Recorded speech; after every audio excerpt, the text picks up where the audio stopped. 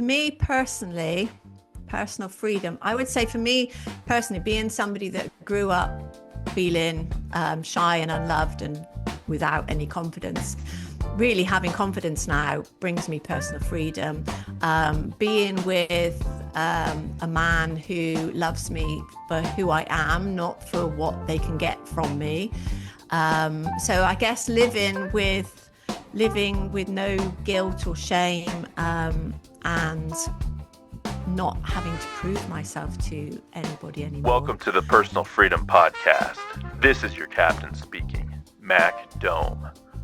Somewhere between a midnight drive, a wrong turn, and a life-changing realization, you found yourself here because sooner or later, something breaks open. A relationship ends, a career no longer fits, a dream starts slipping away.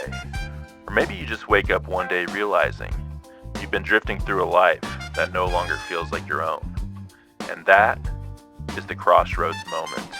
The moment where you can stay asleep at the wheel, or you can turn towards freedom.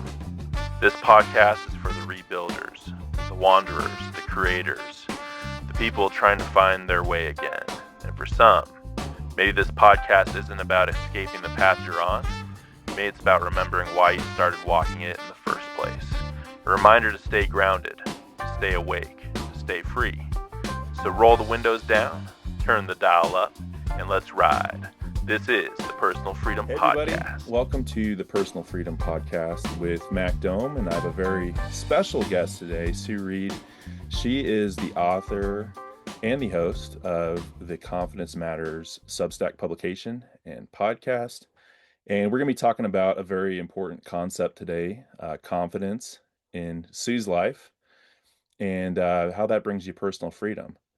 So I know we just did the intro video, talking a little bit about you, but yeah, Sue, happy to have you on. You want to tell us a little bit about yourself, where you're at right now in life?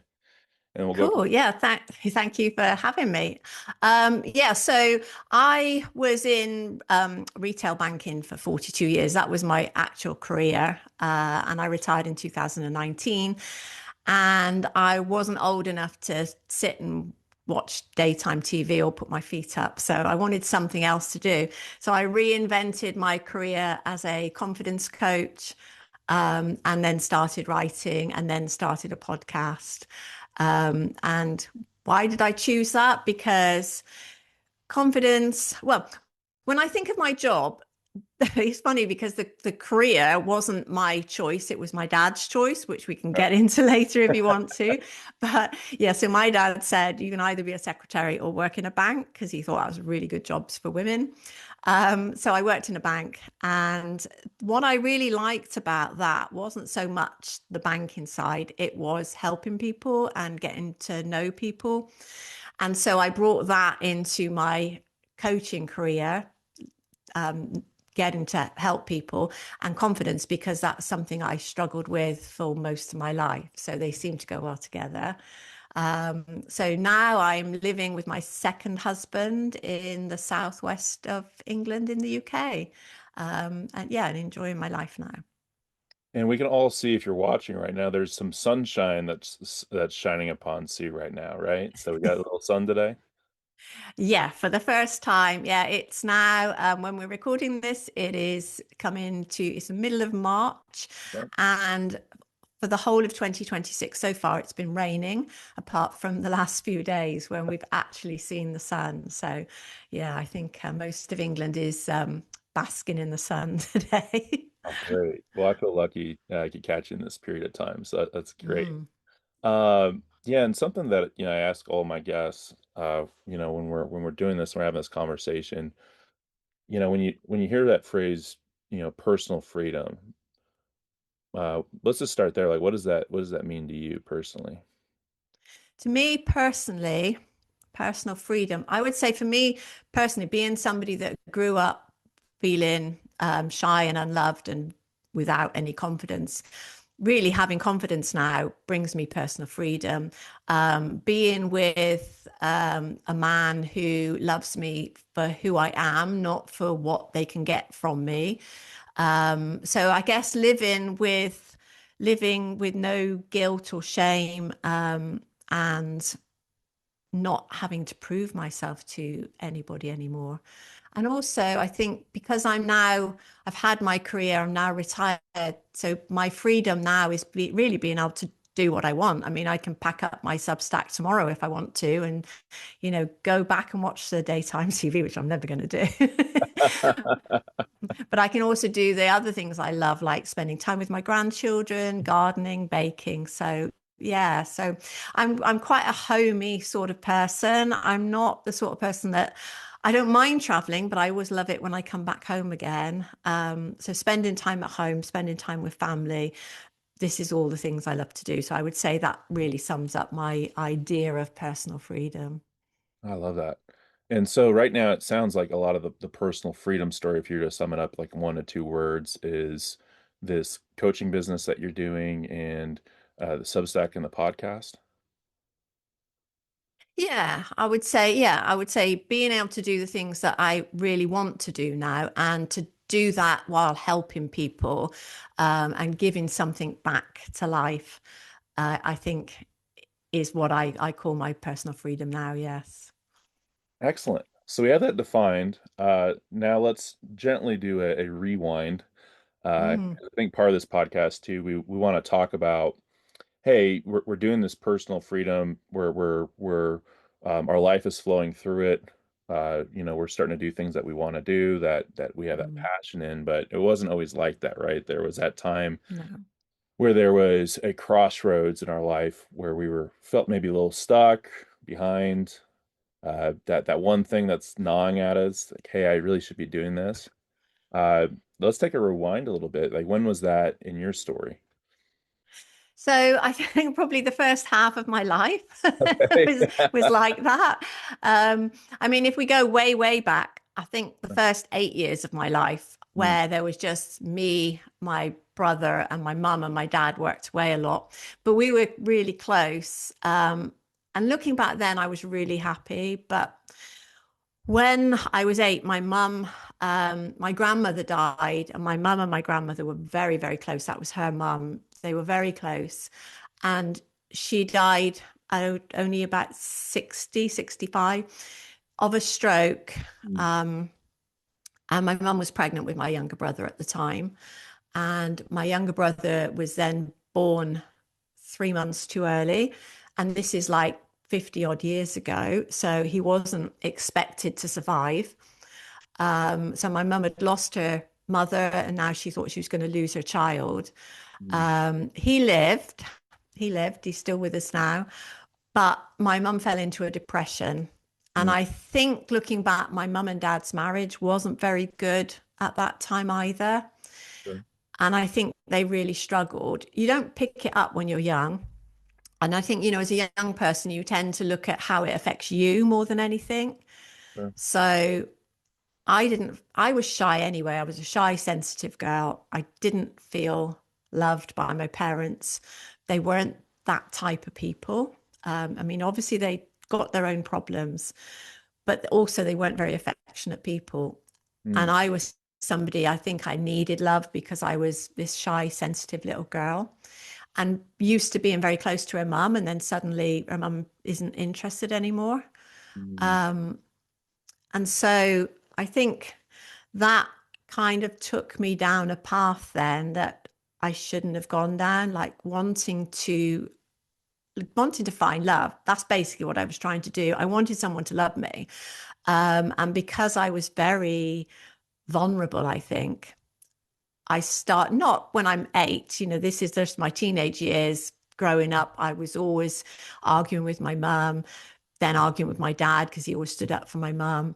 mm, Um, and then when I got to like 16, 17, 15, probably, I started rebelling and staying out late and mixing with boys and girls that weren't that nice, and getting into trouble, which led me to my first serious boyfriend at the age of 17, mm, um, who I only went out with because my friend was going out with somebody. So he was 7 years older than me. He was 24, and okay. she was the same age as me, but a lot more mature than I was. And so she said, "Oh, we can go out on a foursome." And I just thought this is going to be so cool. I'm going out with this girl who is so cool. She is everything I wanted to be. Um, and so I went out and it was going okay until the guy hit me. Yeah. And when he hit me, I thought, no, that's not right. Yeah. So I'm going to end this. So I finished with him and he wasn't very happy about that. So he stabbed me 5 times. Whoa, Sue. Oh my gosh. I'm so sorry. Wow. So that kind of was it was a road I was going down. And looking back now, I can see how each event led to another Sure. because after that, I didn't go out with anybody for a long time. I just had friends, Sure. but I felt I needed somebody to protect me, which I don't. I had an older brother, um, but I felt I needed somebody to protect me. So I met somebody who was he did kung fu, he was a boxer, he was fit, and I thought, yeah, he's going to look after me. But he liked hitting girls, he liked hitting women as well as men. So that was out of the frying pan into the fire. Um, but I told my mum, and she said, "Well, you made your bed, now you have to lie in it." And I don't even know what that was supposed to mean. Okay. But I thought, okay, this is my fault. He told me that if I ever tried to leave, he'd kill me. And I believed him. So I stayed with him for 7 years. Um, and then I met somebody else who said, well, let's just sell your flat, let's move away. And we moved to Devon from Gloucester, where I lived before. How far And away is that? so, sorry. How far away is that? It's only like 2 hours, but we didn't tell anybody. In fact, we were supposed to be going to Italy because he was half Italian. So we were Okay. supposed to be going to Italy, but he got a job straight away in Torquay because his uncle was in Torquay in Devon. Okay. And so he got a job straight away and started working for his uncle. So we stayed in Devon. But he was great when I was this little mouse that needed protecting, which I was when he met me. And it was absolutely wonderful. And we got married, but what he wanted was he wanted that little mouse to look after. And Mm. looking back now with hindsight, I can see that he didn't have any confidence. He had low self-esteem and he needed somebody to make him feel good about himself. Mm. So pushing me down made him feel better. It was probably the same with the one before as well. Sure. But he didn't physically hurt me, mentally hurt me. Mm. And I actually think mental abuse, and this is just my abuse, hurts more than physical abuse because physical abuse, you have bruises, they heal. Mental abuse, that goes a lot deeper. And so Yeah. we got married, and I knew that wasn't the right thing to do, but I didn't know how to get out of it because he was half Italian, Italian family. It's Christmas. Everybody and their uncle is there. So this is the I'm some day, Italian stuff. Christmas Day, that he chose to propose Oh, in front of all of his family. I couldn't say no, which I should have just said no, but I didn't. So we got married. It didn't last. So I was with him 7 years, but we were only married for 2. Um, and I think my turning point was when we finally divorced. And I thought, I cannot go through life going from one crazy relationship to another. I have to sort myself out. That was my decision. mm. And you said that that was what year again? It was, you say it was, so when was, I was um, 38 then. So 17 was when this all started, and 38 was when I made that decision. So it was a long, long decision to make, a long, rocky road. thank you for sharing. I mean, that was so vulnerable, and I can definitely see like why I think a lot of times, like these passions, right, that we get, what drives us, like you're talking about confidence matters. Mm. It makes a lot of sense, your story, because there was a lot of moments in your life where your confidence was like attacked, violated. Sounds like too, like at an early age as well, just like the environment that you're in Hmm. wasn't a great environment to grow confidence in. No. Sounded like, and then with the relationship Yeah, and all of that, so it makes sense though, like when you're talking about like the crossroads is, hey, when this divorce happened and the relationship ended, I could imagine like that feeling of just like, hey, like I got my life back in a way. definitely. Yeah. But it wasn't a like a like a an overnight transformation because I made the commitment. Well, I would say I didn't make a commitment. I made a promise to myself that I wouldn't go down this road anymore. If I was going to find anybody else, it would be the right person. But then I still met people, had one night stands, got used, got treated like shit again. And that happened like 3 or 4 times. Like meeting somebody and then finding out after a few weeks that I think this one was engaged to somebody else.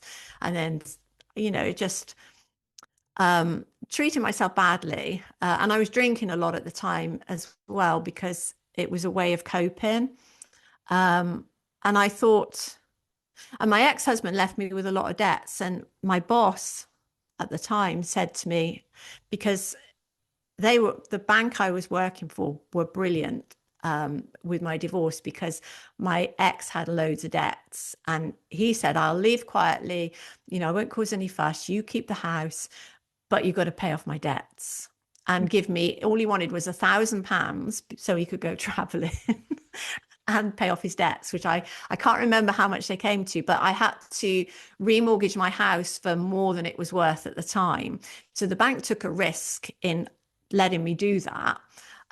So that was good. But the area manager did say to me when he agreed that this is it. If there'll come a time when you might have to choose between a man and your job if you keep going down this road. So that was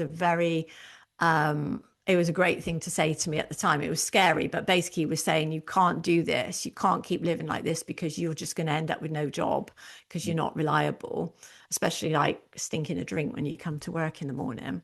So I had to sort myself out. So now I made a commitment and I read a book called it was by Kamal Ravikant, who is the brother of Naval Ravikant, who Yeah, I was was just reading your prominent. article, and I was Yeah, like, because I kept reading his name, and I was like, I know, not, I know Naval. He's got some really good. yeah, this is his brother. Yeah. Yeah, so his brother got into a lot of debt. Okay. His company went bust, and he sunk into a depression.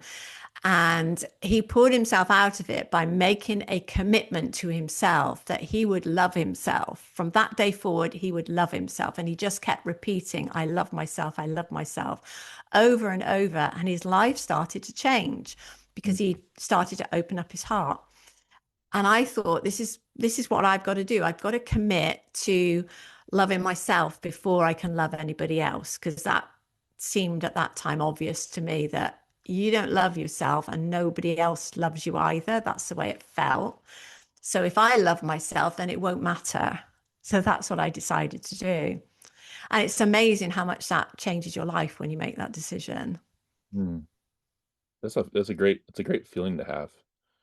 Yeah. Maybe that's what confidence is in a way, right? Is that we have that ability to almost like look at yourself from like outside and be happy, be proud of what you're doing, feel like you have capability that you can Yeah. get stuff done.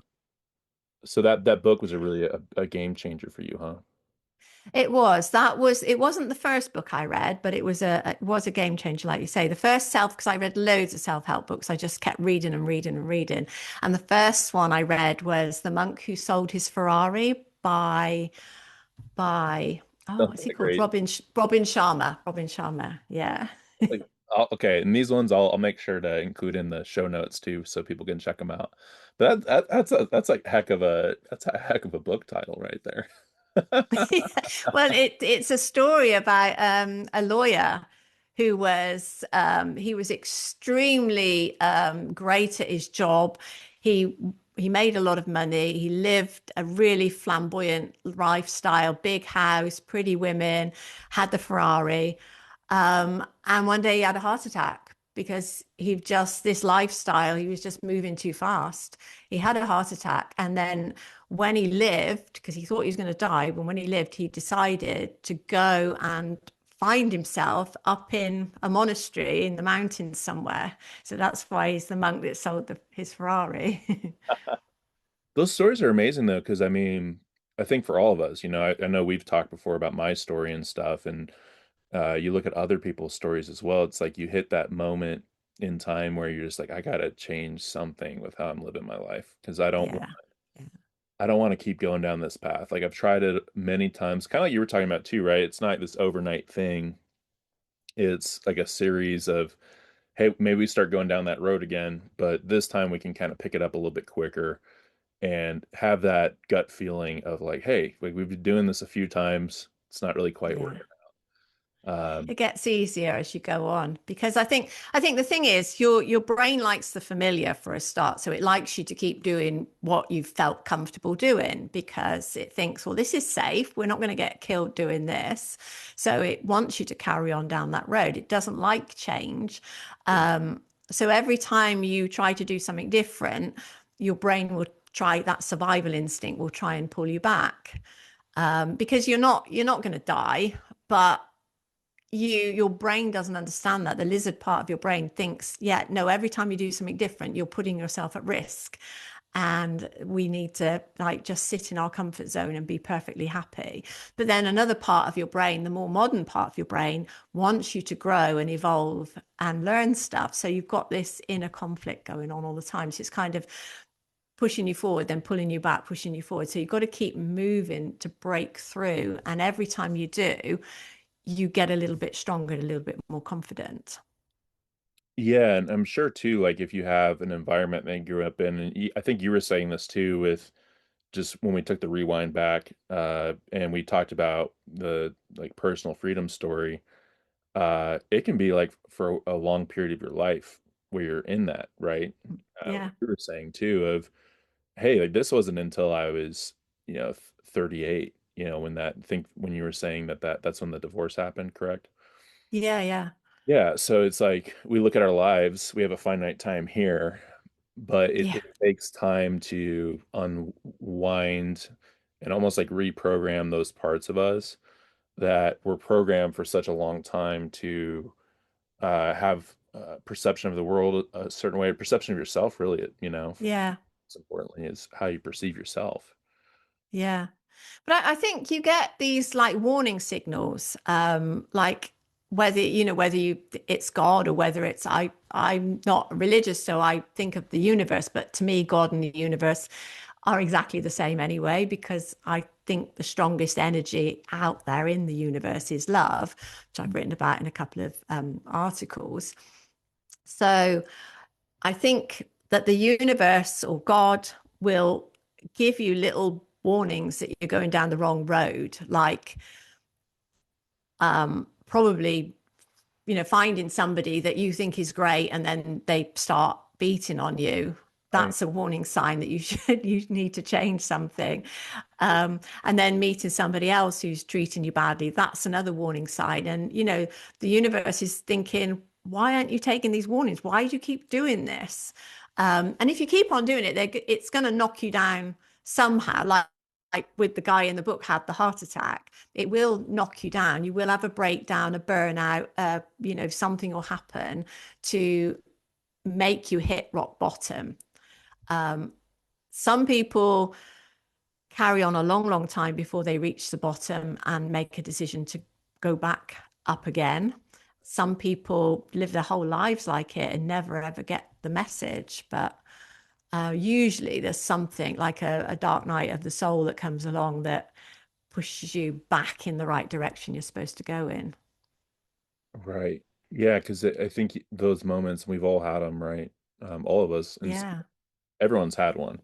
Rock bottom. It could be different from everybody, but yeah, it almost strips you down, right? To where Mm. it strips you down to the core, where you know that you're still surviving, you're still alive, you're still doing it, but the operating system needs a little bit of an update, right? Yeah. Yeah. Where our guidance is going.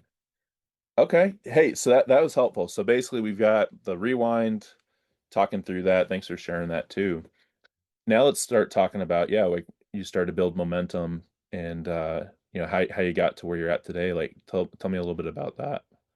Yeah. Okay. So gradually I started to feel better in myself. So I thought, well, I'm gonna be good at my job now because I always felt that I had to prove myself because I had a younger sister who was a lot more intelligent than me. Like she passed everything, I failed everything. I didn't like school anyway because I was so shy. My father was trying to motivate me by saying, why don't you be more like your sister? Why didn't you get full marks? Why, you've got one question wrong and let's talk about that one, not the 99 questions you got right. But I can see he was trying to motivate me, but it really made me feel like I'd got to prove myself. So I threw myself into my career. And from that time onwards, I did really well. I had a really good career. And I began to be able to talk to people and build up in a professional sense. I could talk to anybody because I think you put that hat on, you put the label on, and you're acting in that scene. So there, I was really confident. I knew what I was doing. I was helping people. So that I was soaring. But in everyday social life, I was still struggling. Mm. I had social anxiety. It was very difficult for me to go to any of like the Christmas do's, Christmas parties, or if somebody invited me on a hen party or something like that. I What's that? hated it. I hated every minute. What's that? Sorry? My American mind is trying to comprehend Oh yeah, sorry. I don't know what you would call it, but I know it's what when stew is. I the was like, bride, when the that sounds bride good. gets married. Oh, like kind of like a bachelorette party. I think that's what we call it. Yeah, yeah, yeah, I like yeah. it. So we have I think stag party and hen party. okay. I gotta start using these words because I think they're way cooler than what we call them. Yeah, yeah. So I didn't like those. And then I thought, okay, I think I would like to find somebody else. I don't like being on my own. So I Sure. wanted to find a new relationship, but I knew I wasn't very good at it. So I thought, okay, I'm gonna write myself out a list of all the things I want in a man, and Okay. then I'm going to find him. And I did. I found it was somebody I worked with. Okay. He didn't work in the same office as me, and he hardly knew I existed. But I kept phoning him and asking him questions, and he never got the hint. Hilarious. He never got the hint. I think one of my friends had to say to him, "Look, I think she likes you. I think you ought," because he was going through a divorce as well. So yeah, so that's now my husband of. It will be, what is it? It's be 28 years this year. This September we've been married. Congratulations. That's Yeah, super thank you. cool. That's a great story too. That's a confidence story, really, when you talk about it. You're taking the ball into your hand, into your court. You're like, hey, I'm gonna get this guy. Yeah, it's not very romantic, I but think it's very romantic. I love that.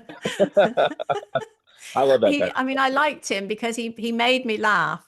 of. Mm, And I thought that was on my list. Somebody that makes me laugh, somebody that's in a good job, somebody that isn't going to run up debts because I decided that I was always going to have my own money. I wasn't going to have a joint bank account with anybody again, so we never have.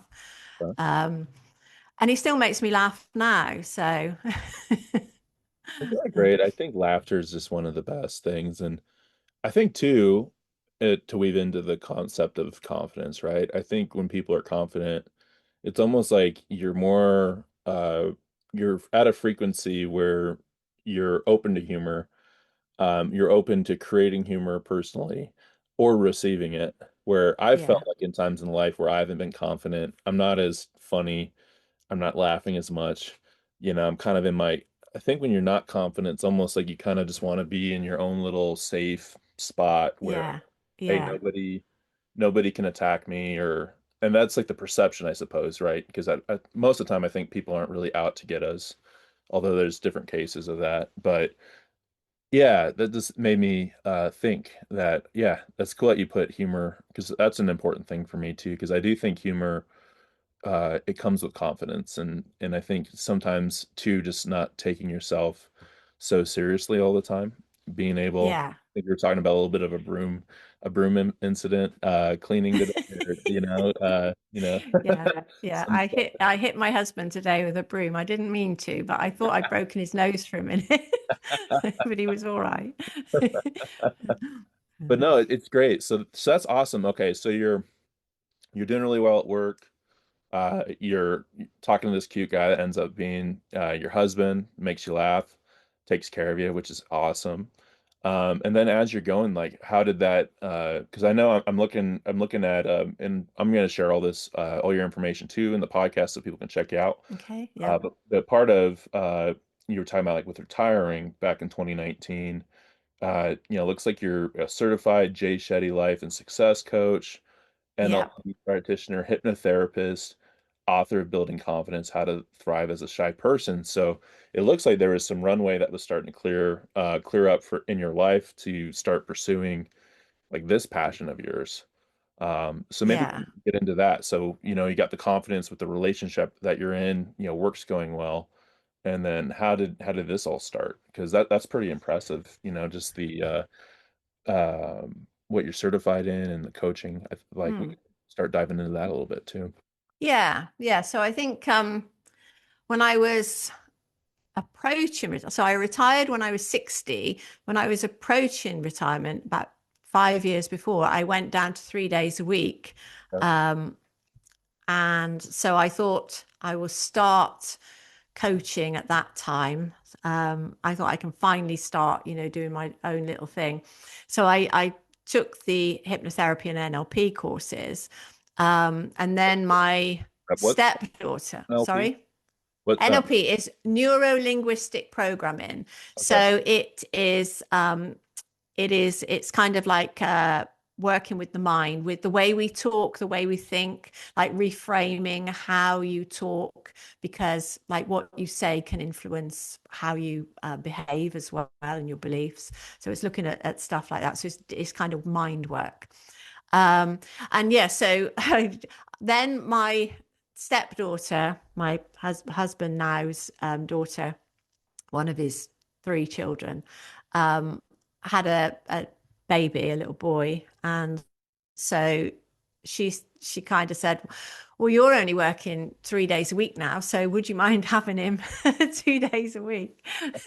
So yes, I of course I agreed. But that put paid to me having my own little business at that time, so it went on hold. But I could keep reading and studying. And then when I retired completely, I thought, right now I can actually do what I want to do. My husband's called Bob, Robert, so Bob. Um, I said he was going through a divorce when I met him. Um, that wasn't a very good marriage either. That ended badly. And so we were kind of each other's rock because we were both struggling, Sure. which was good because we supported each other.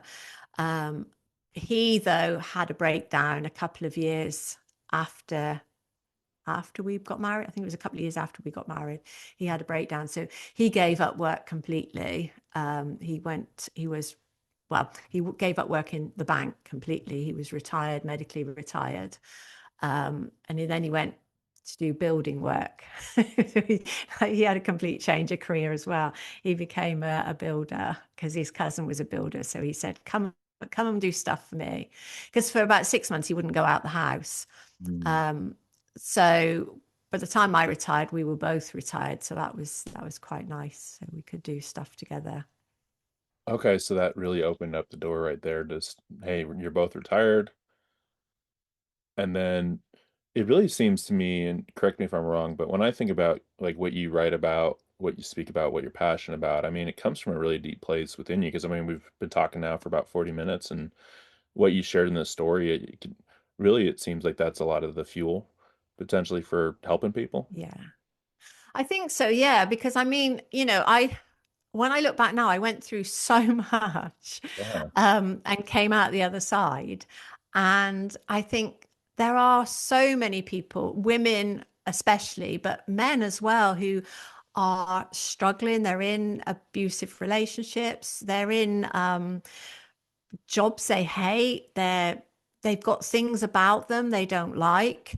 There are so many aspects to confidence. So it's not just I want to feel more confident. It's like I want to look good in my body. I don't like how I feel when I look in the mirror. Um, I don't like going to parties because I never know what to say to people.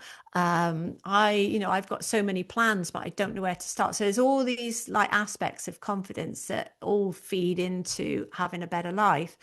Um, and the self-love, I think, is the root of that. And I have because my heart was closed for a long time. I know it was. I didn't want anybody to hurt me. So I closed off my heart and I thought, right, nobody's going to get in there. And this was when I was still married. Mm. Um, I was protecting myself. And then when I started to recover, part of my healing was opening my heart back up and allowing myself to feel and to reach out to people and get to know them and just risk people hurting me again. But I think when you do that, when you start believing in yourself and you build your confidence, you raise your vibration. So you're no longer a victim. People that have low self-esteem, low self-confidence, people that self-sabotage, Right. have addictions in any way, they vibrate at a very low level. So they are walking around with this victim sign written on their head.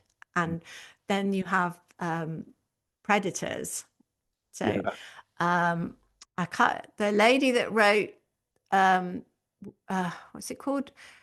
It's something like The Women That Run with Wolves. I can't remember the exact title, and her name is Clarissa something something. I can't completely remember.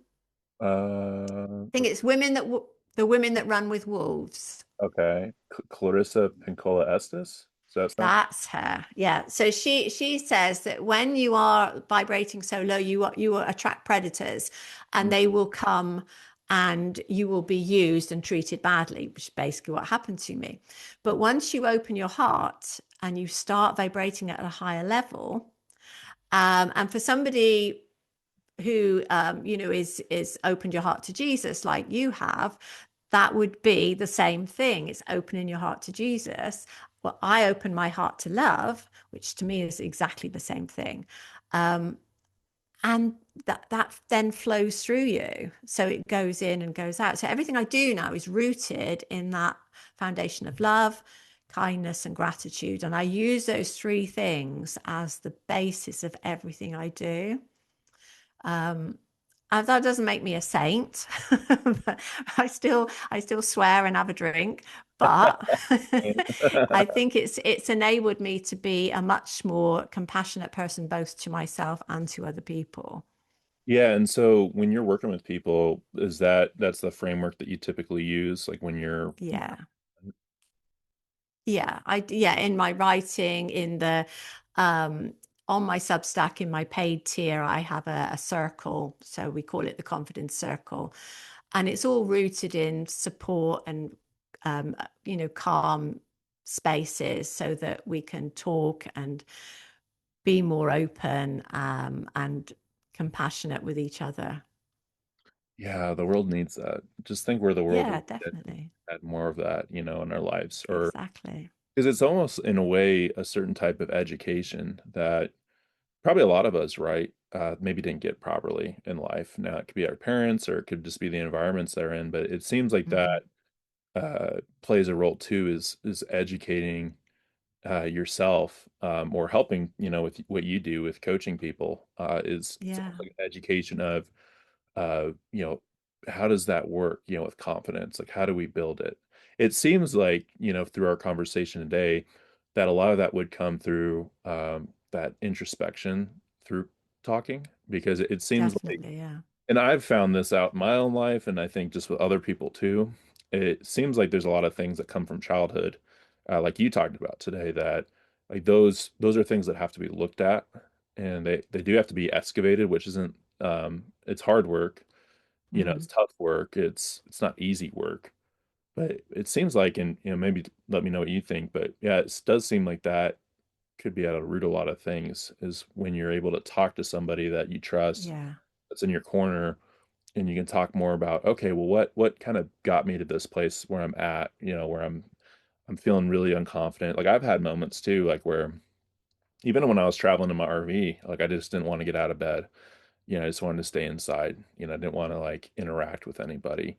mm, And I'm sure in this world that we're in today, right, there's more cards, I think, stacked.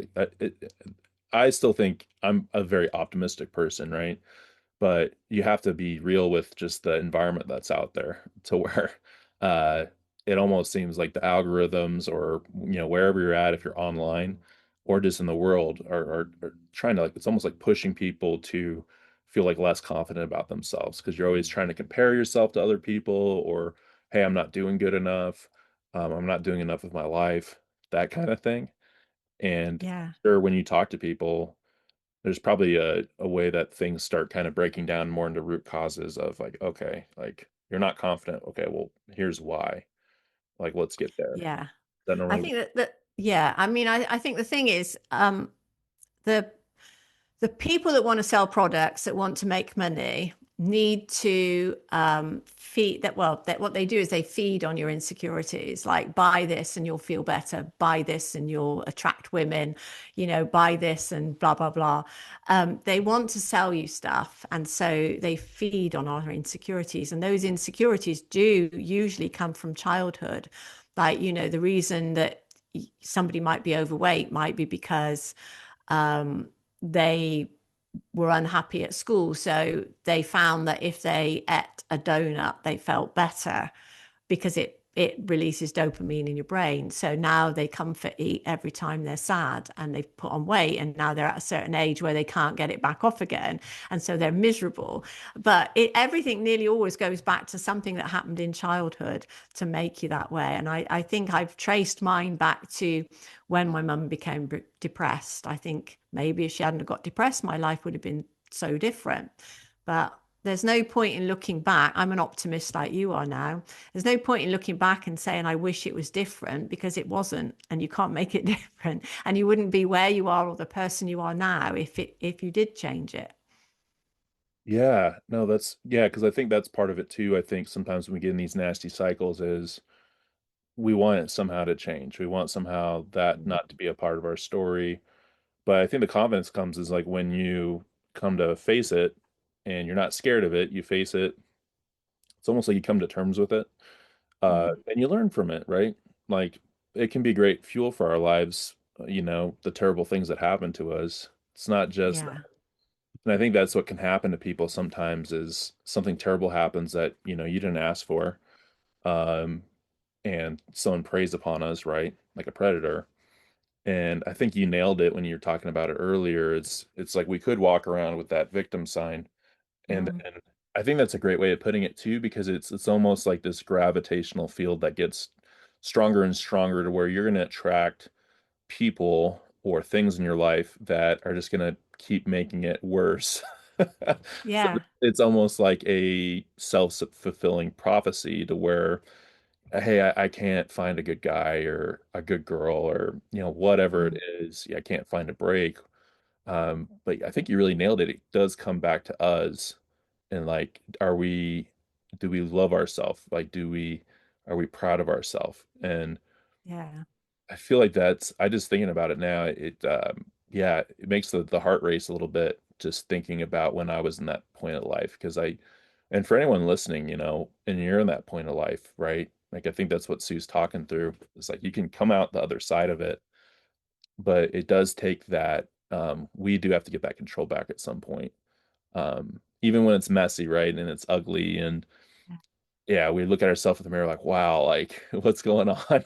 Who's this It can be person? horrible. It can be really horrible, because the thing is, when you start making changes, you find that something will come up, like you'll release something from the past. You'll think, right, that's sorted now. I've got over that. And then something else will come up, and you find you go through this emotional turmoil where you keep getting these memories come up, and you've got to like release it all and get rid of it all, because your body, I think all the things you've been pressing downwards, pushing down, your body suddenly thinks, oh, okay, we're releasing now, are we? Okay, well, let's get rid of this one, and here's this one, and it's all got to be sorted out. So you do go through this turmoil, which is why it's a good idea to work with somebody.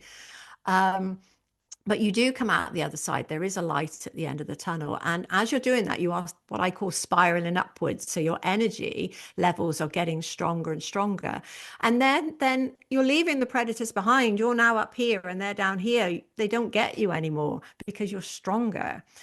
And I think you've always got to start where you are. There's Mm. no point in looking back, like I say. You've got to be grateful for the point you're at now, even if your life up to this point has been absolute rubbish. You've still got to say, well, I'm here, I'm still alive, nothing's killed me yet. I've got, I mean, do you know Joe Vitale? The name sounds familiar to me. Joe Vitale is a writer, and he's like a motivator, self-help. And he talks about his pencil. So he was homeless. He had one small little room that he lived in. So he was practically homeless. He had been homeless in the past. He was struggling to find work. Um, he'd got like one spoon and a plate. That's all he had. I don't think he had one seat or something like that. So he was absolutely on his, on the rocks. And he wanted to be a writer, but he thought, I'll never be a writer because I'll never get a job. I'll never be able to do this, blah, blah, blah. And he decided to kill himself. So he started writing a suicide note, and he was like looking around going, I haven't even got a pencil. And then he found a pencil. And so he went to write this note, and he thought, hang on a minute. I've got a piece of paper and I've got a pencil. Wow. If I can write a suicide note, I can write a poem. I could write a Oh, short story.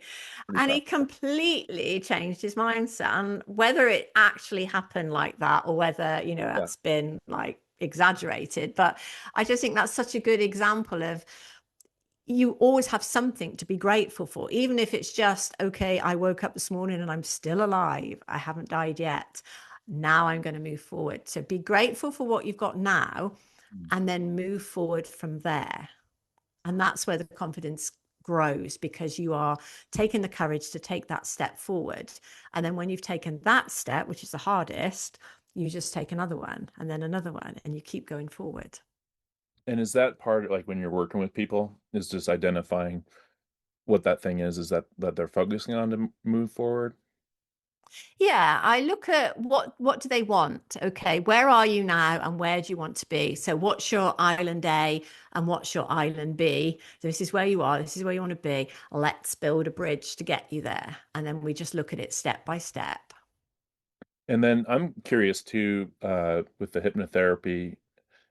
I know a little bit about it, but I mean, is that stuff that you use while you're working with clients? I'm sure there's I don't use hypnotherapy as much now as when I started. I use more NLP, but I just mix it in with my coaching now. So I tend now to work from my intuition. So when I'm talking to people, I come with a blank slate, and you tell me what you want to tell me. And then something inside me will give me a question. I will sit there listening to you, and something will say, ask him this. And Mm. it happens when I do my lives, when I do my podcasts. Just something inside me says, ask him this, or that was interested, ask him about that. And I just wait for it to come up. Yeah, isn't it amazing? Because I had a really helpful time. I was doing EMDR therapy. That really helped.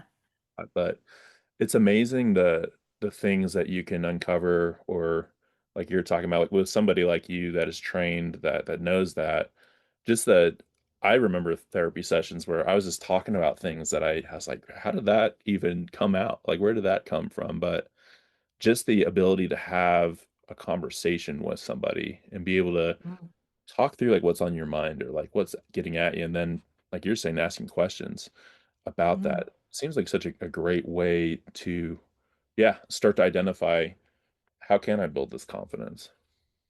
Yeah. I was talking to a young lady a while ago. It was when I first started, actually, and she was having relationship issues. So every time she had a relationship, it broke up, and like she was just like no good at relationships. And this girl, she's married now with a baby, but she is beautiful. Like you've never seen anybody so beautiful. But she couldn't hold a relationship, and so we did some hypnotherapy and we went back along her timeline under hypnosis back to where she felt there was something she needed to sort out. Mm. And I don't know what's going on in her head at this time. I'm just saying, like, tell me where you are. And she said, I'm in the playground, I'm at school. My best friend is talking to another girl. And then she went really quiet and then she went, oh my God. I said, is there something you want to tell me? She went, they're not talking about me. I always thought they were talking about me. And Oh, for some reason, that had was damaging her relationships now. And I don't know why. But as soon as she let that go and came back, she was fine. And I don't know how that works. Her head sorted it out itself. But it was something trapped in her subconscious that she thought these two people were talking about her. mm. And from there, she thought, well, obviously nobody likes me. So every time she met a guy, she thought, he doesn't really like me. So therefore, he's going to leave me. So I'll finish with him first. Yeah. And she couldn't hold on to these relationships. And you can see how it ties up, but it's just so bizarre that just saying to somebody, go back to where there's something you still need to sort out. And she sorts it out. And that took half an hour. I sort her whole life out in half an hour. Well, that's how easy it is. Yeah, just like those mistaken beliefs or just something there that gets lodged so deeply that it's almost like whatever comes from that stream has a little bit of that taste to it, or that it carries that with it. And then once you Yeah. figure out what's in that stream, like, oh, that doesn't belong in there. Like it's actually not a part of the ecosystem. It Yeah, strange. Somebody described it as when you get pins in your heart. So you can have a pin in your heart and it just needs pulling out and then you're all right again. Yeah. Yeah, I remember my therapist, he talked about it being kind of like a domino thing. Yeah. Like where the big dominoes are. And once you kind of knock that domino over, it starts to knock over those other little dominoes in your life. Yeah.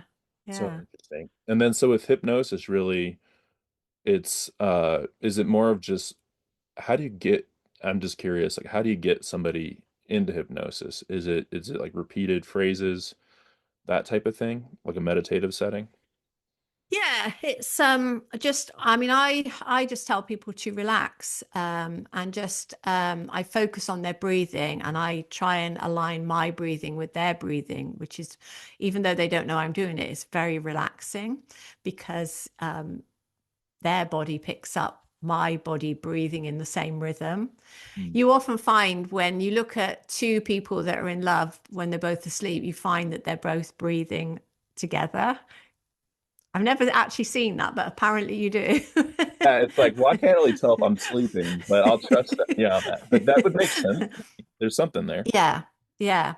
So yeah, and then I just talk to them very softly and just tell them to go deeper and deeper. Uh, I take them down a staircase, and then once they're at the bottom of the staircase, I take them down into a lift, into a deep cave, and just you're taking them deeper into their subconscious mind. Mm. Um, and then they are, it's not like stage hypnosis where you can get people running around thinking they're a chicken. It's nothing to do that. When you're under hypnosis, hypnotherapy, you know exactly where you are. You can wake up at any moment. You're in control. So no one can do anything to you that you're not aware of. But you're just like it's like meditation. You're in a very relaxed state of mind. And your brain waves then change and you are open to suggestions as you are when you go deep into meditation. So I can talk to you. I can open up your subconscious. I can take you back to childhood. I can take you to 10 years from now where you think you might be. Um, yeah, so it's pretty good. It's fascinating. I just think it because the first time someone told me about it, you always think of like, a magic show or something. But I remember a friend of mine Yeah. was saying that he stopped smoking cigarettes after going through hypnosis and doing the hypnotherapy and stuff. So no, that's so interesting, right? It's almost when you break out of that mindset a little bit to where you're going less going through the motions, but more being more introspective or thinking deeper, right? I feel like Hmm. that just unlocks a lot of things within our lives. Like things in our life, I think that we think if we just compartmentalize it or forget about it, almost like that's gonna like make our life better. And maybe Yeah. there's some things that are probably worth that because I remember that was a part of therapy too. We did take some files. In the Windows 98 was kind of what I did. Like we went into my dad's office and he would just be like, all right, take some of these files and let's put it in let's put it in the rubbish bin, let's put it in the trash. Okay. Yeah. And but those oftentimes were just memories that, were those memories that were like kind of like more of those false, mistaken beliefs about myself, Yeah. you know? When I was doing my, I think was it my yeah, it was my hypnotherapy training. And we were practicing on each other. And this lady I was practicing with, I in my um hypnosis, I we were talking about my ex-husband, and I said I just don't want to think about him anymore. Mm. And so she said, "Well, where do you want to put him then? Let's put him somewhere." So I said, "Well, can we lock him in a box?" So I decided to lock him in a box and then float the box out to sea. So that's where he still is. He's out in locked in a box in the middle of the sea somewhere. And in my head, that's where he is. Yeah, that's fascinating. Yeah. Yeah. Yeah, because he's still there, but it's just not attached. Yeah, he's not attached to me. He's never coming back. He's just in that box. I don't have to think about him anymore. Yeah. And it's like these are things that we can do that all of us have access to. Like we can't, Yeah.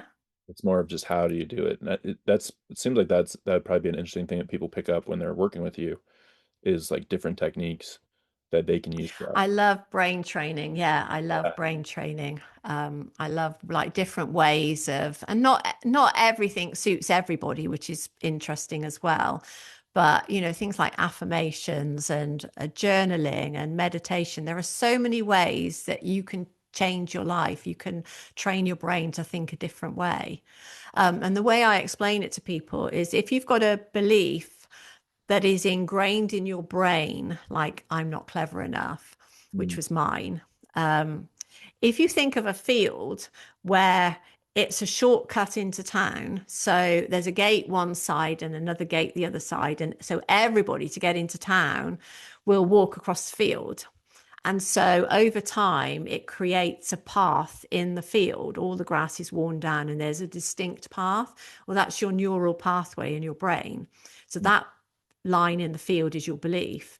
So you want to change that belief.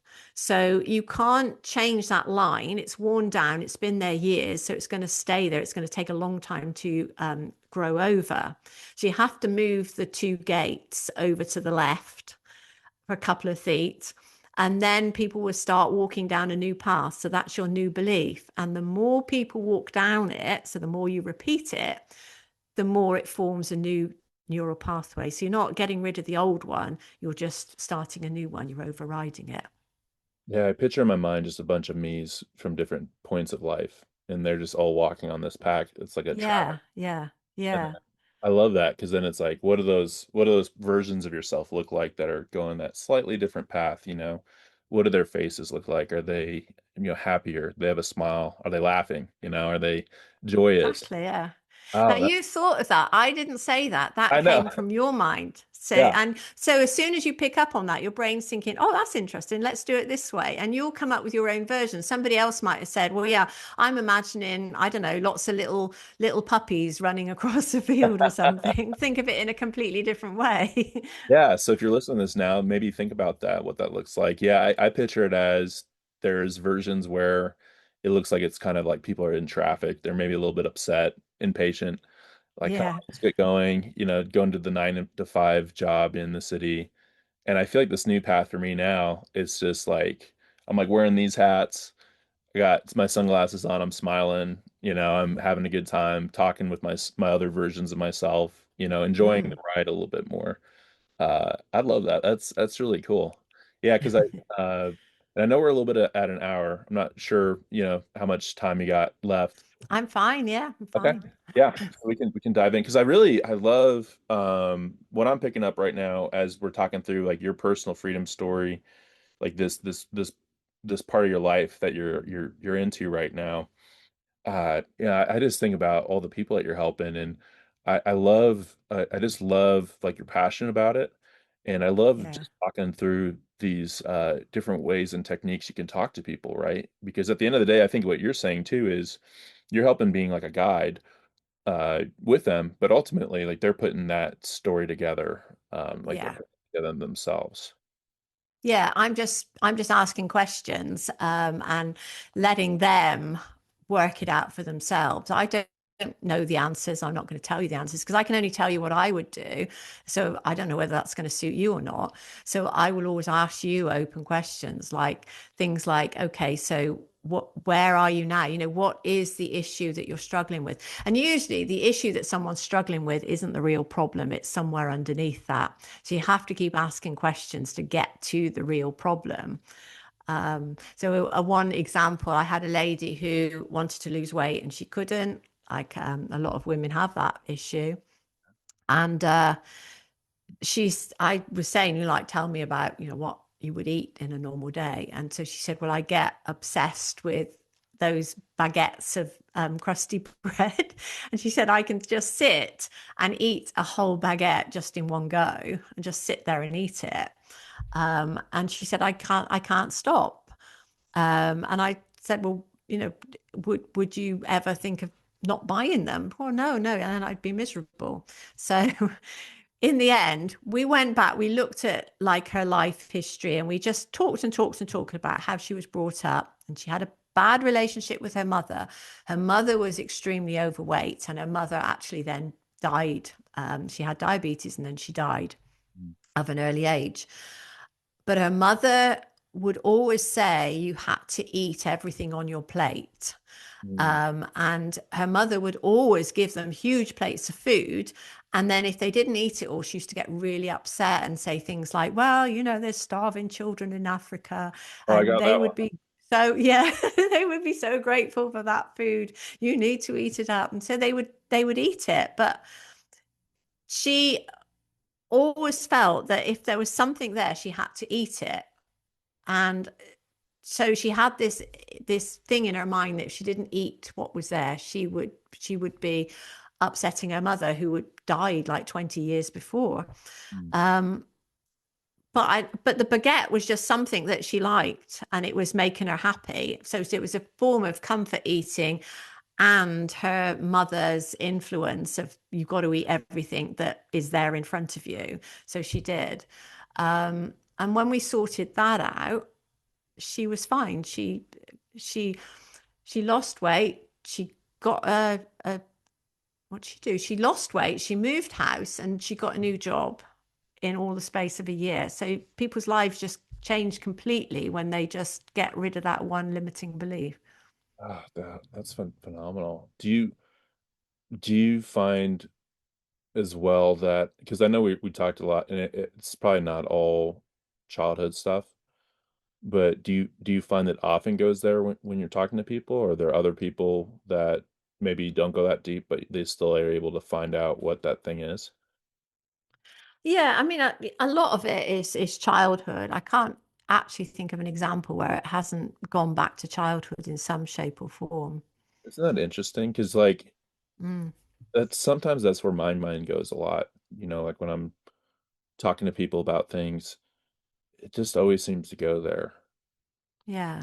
It's interesting, because I feel like the world that we live in too, it's just such a different landscape, probably as like when you were growing up or Mm. like your parents, where it seemed like there was just more family connection or there was just more community driven things. But I think so. I think because when I was young, you could, most families could survive on one wage. So the mother used to stay at home and look after the children, father used to go to work. So you used to find that you would see your father at weekends because they'd be working hard all week.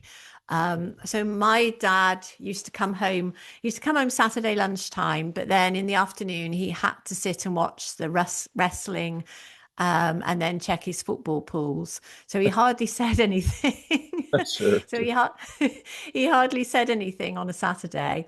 But then on Sunday, he called that the family day. And we always did something special on the Sunday because that was our family day. And I think a lot of families were like that.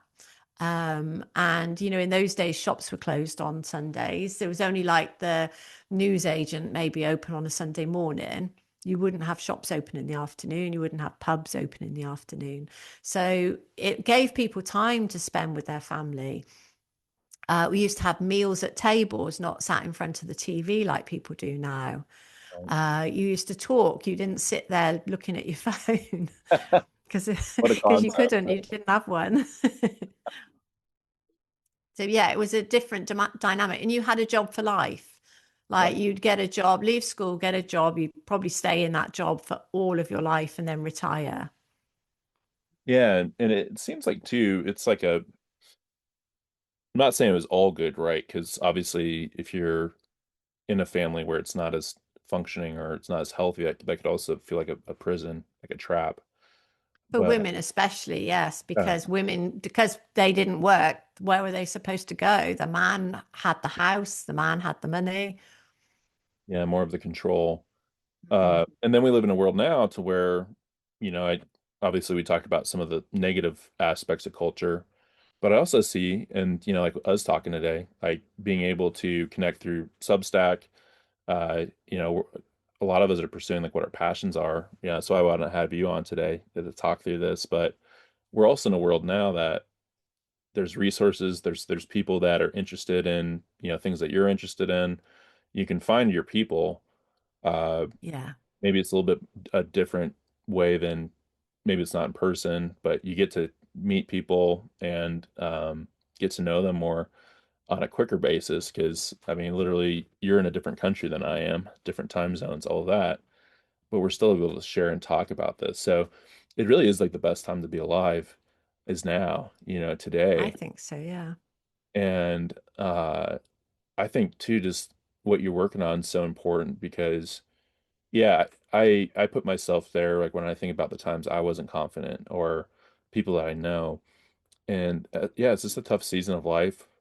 Uh, but it's a season to where you can hopefully start to get some data on yourself and you can start mm. to build up uh, more like your history and be able to look at it sometimes clearer when you're in those seasons. Because then when you break out of it, then you have something that you're kind of propulsing yourself from of like, okay, here it is. Hopefully we can gather it up, and this is like the fuel that we can use now to go this different direction, this different path. Yeah. Yeah, I mean, there is, like you say, there's so many resources now. There's so much information out there now. You can develop yourself. You can learn new things. You can travel the world. You can do what you do. In your RV, traveling around and still working, still making money.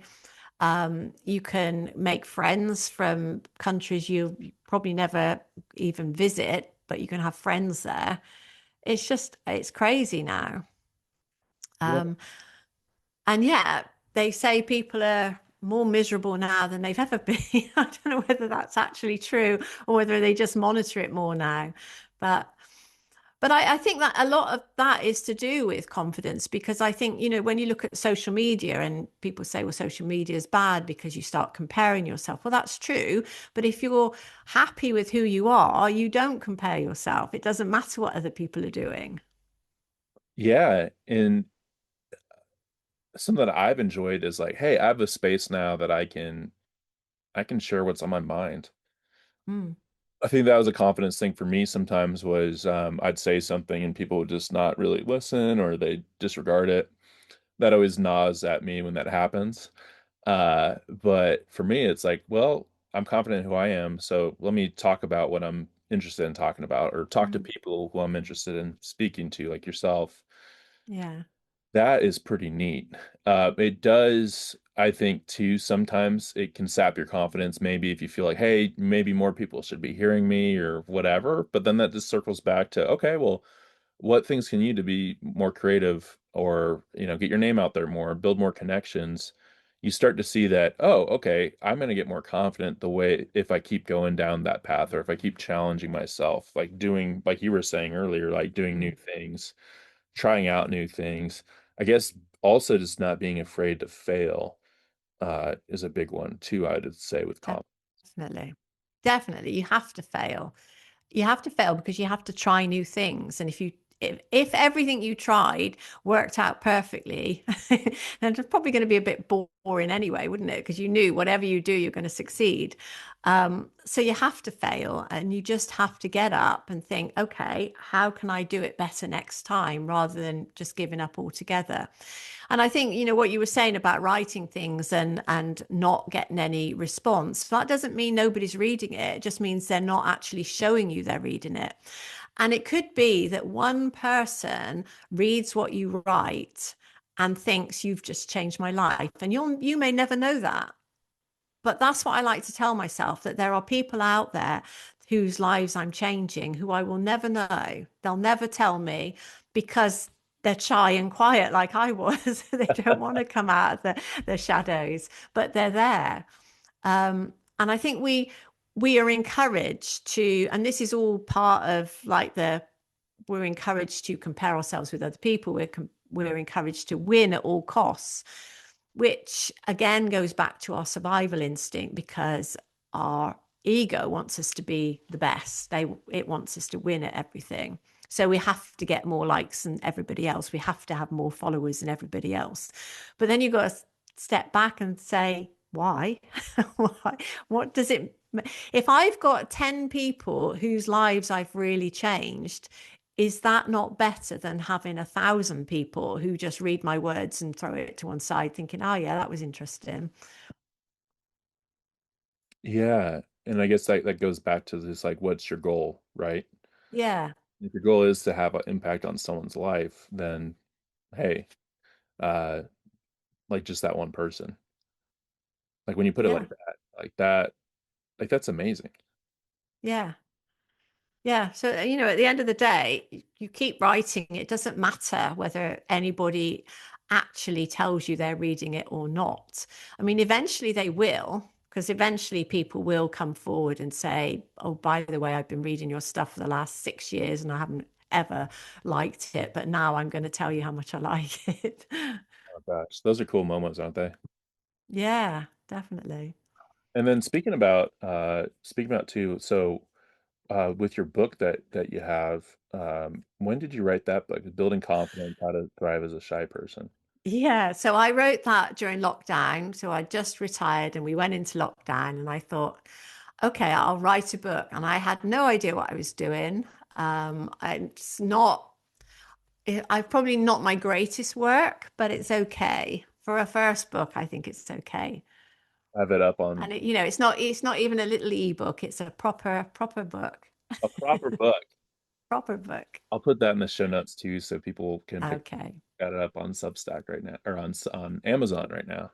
Yeah, That's yeah. pretty cool. I mean, writing a book as well. I mean, that's a big deal. How was that process? Yeah.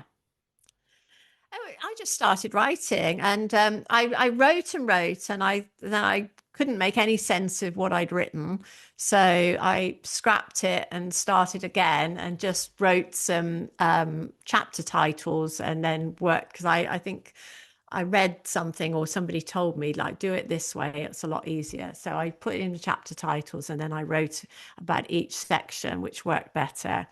And then I didn't know how to publish it or anything like that. So I just gave it to somebody to do it for me. And she did the book cover and she did the editing and she was, yeah, so she was fine. And I didn't pay her that much. I think it cost me about £2,000, which I haven't made back yet. But the Eventually, the right? th Yeah. the thing with writing a book is you're an author. So now I can say I'm an author. I've written a book. It gives you that authority. That's It's so like a calling card, I think. And I get like a couple of dollars every month where people have read my book. hey, that's cool though, because it's something that you made, right? It's something that you created Yeah. in the world. Uh, Yeah, and it taught me a lot anyway, and it got me writing. That was my first gig in writing. that's so cool. Yeah, I'll link to that. I'll also just link to all the work that you have on your Mm. podcast, your book.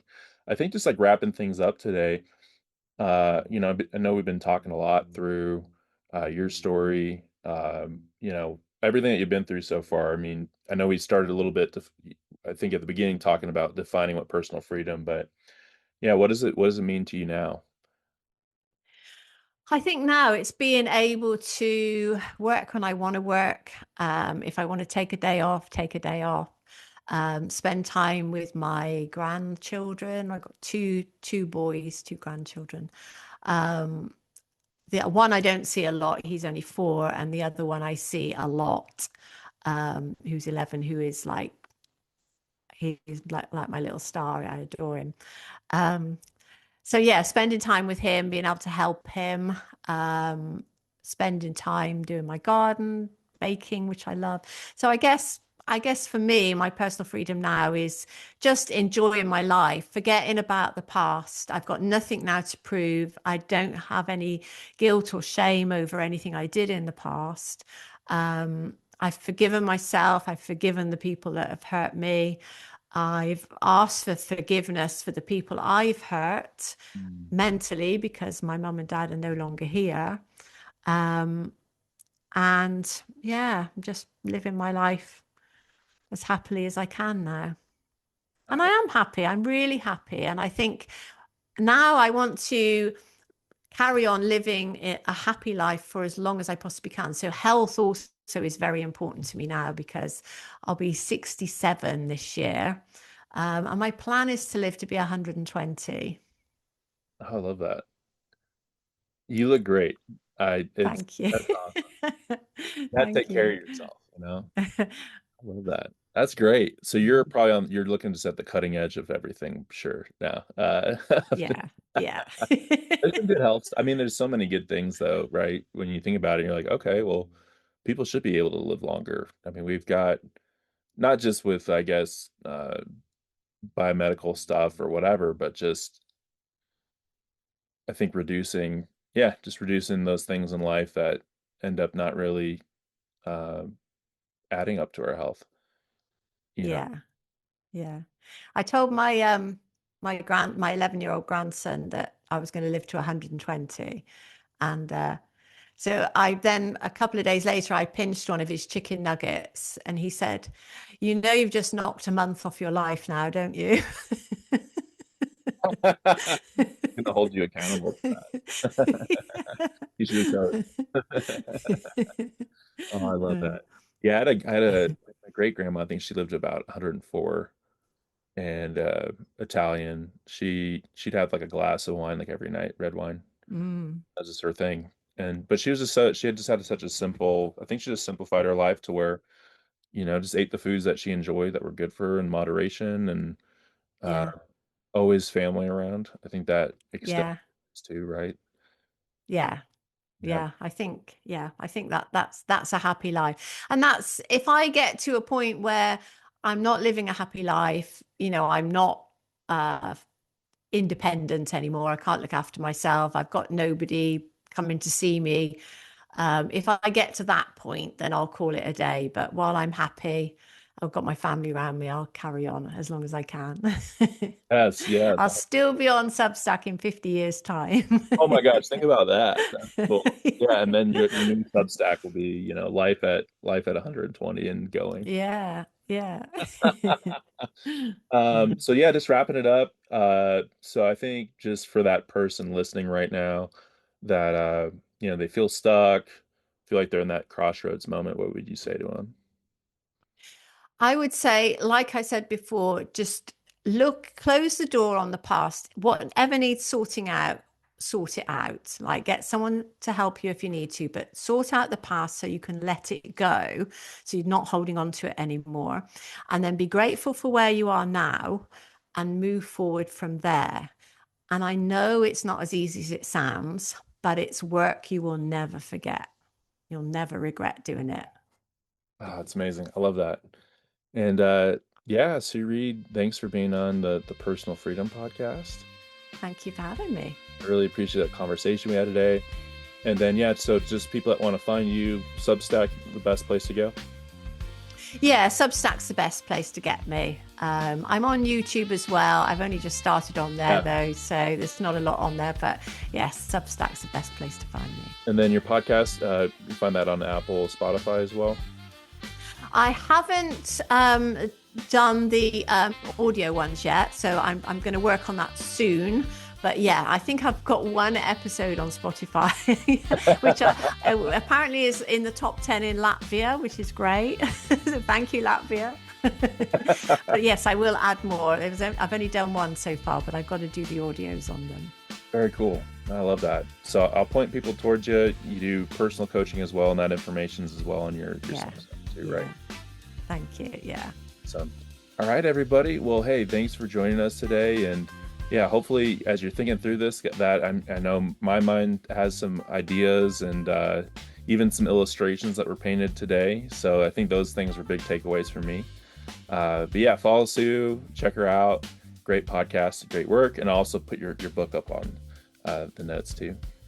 Thank you. All right. Bye, everybody. Bye.